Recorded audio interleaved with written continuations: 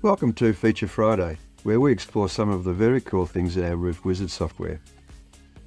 Today we will look at the File Open Thumbnail function, where you get to preview all the models saved in the database.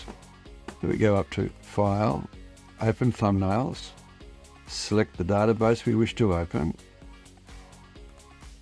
hit Open. All the thumbnails, that is to say, of the models that we've completed for this particular customer. We find the job we want, and it opens up right where we were.